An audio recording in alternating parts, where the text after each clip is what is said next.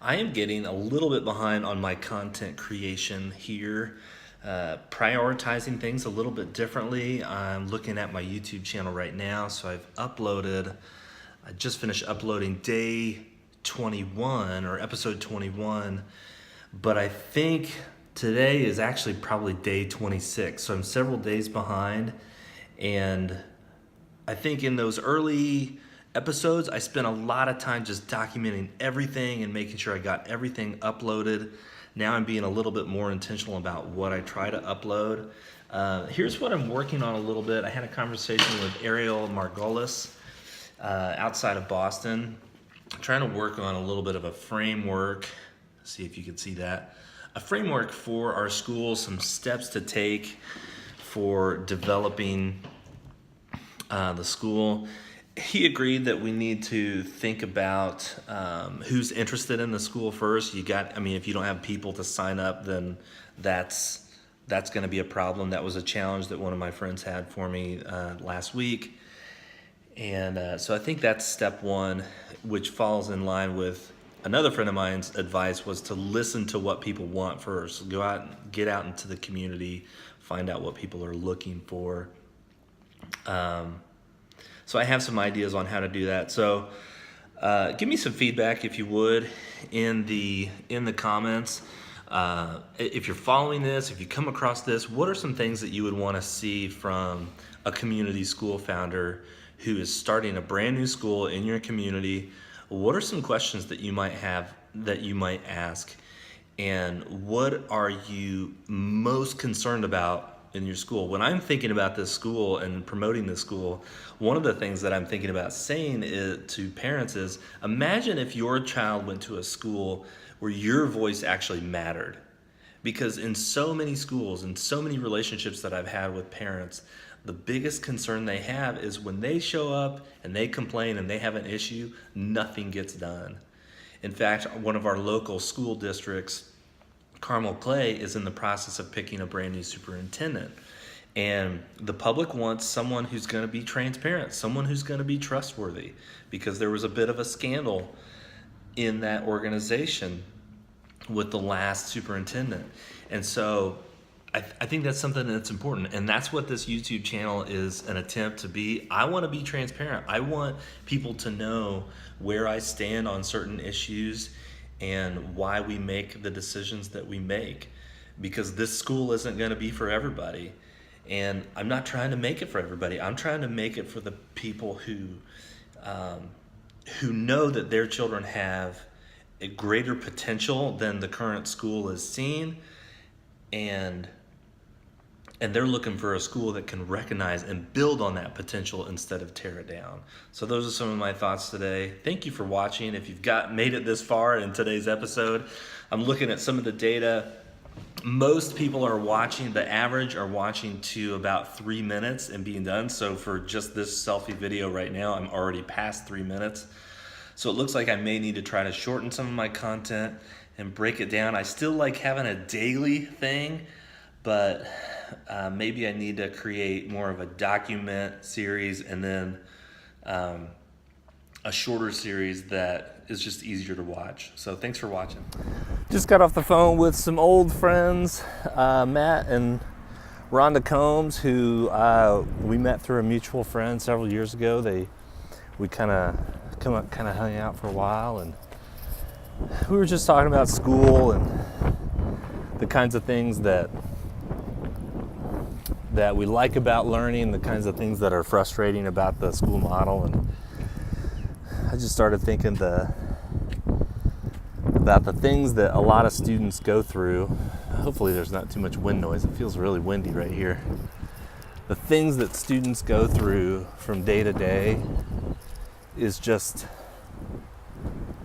I just can't even imagine it. And I look back on my school and I did not like school. I mean, there's no two ways about that. I hated it.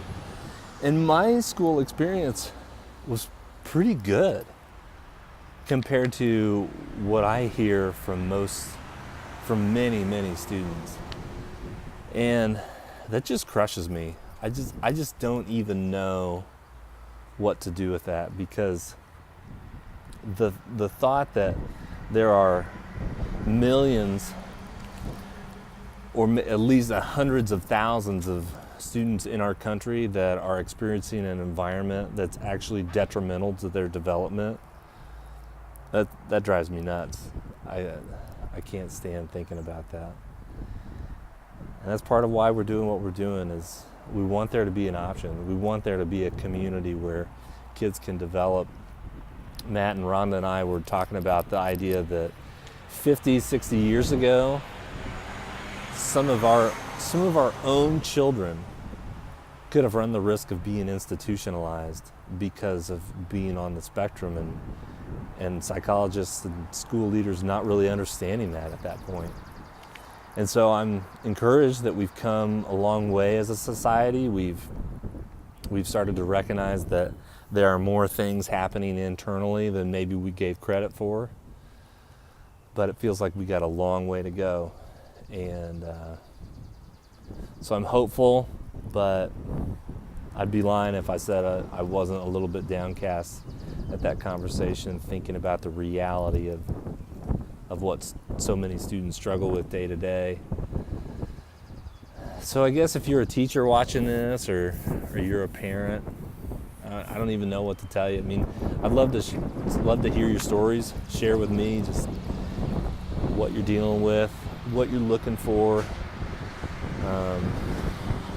and I'd love to listen to that. Thanks.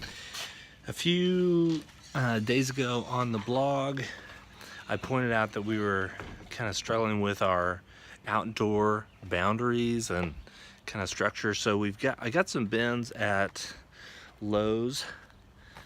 You can see one of them there, and we're just gonna basically put toys in there, basically the same way we do it inside,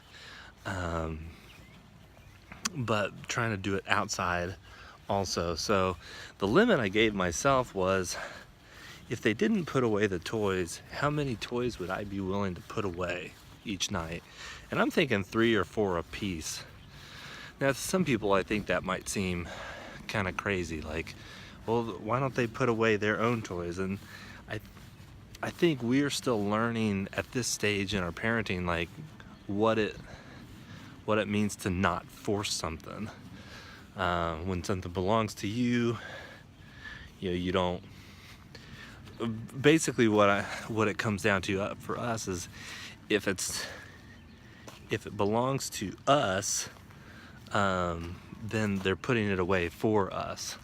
So although having them put away things is for their good, I don't know, we're just trying to get through that a little bit. I think there may be some boundaries in the future that we come to, that we say that, and that sun is really bright today,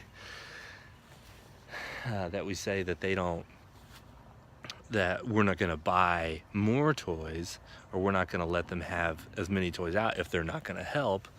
But for now, that's kind of how we keep it. We just try to make sure that they have a small amount of toys that we're willing to put away.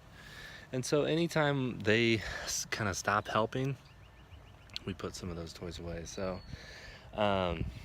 actually, the one thing that I wanted to talk about on camera this evening, was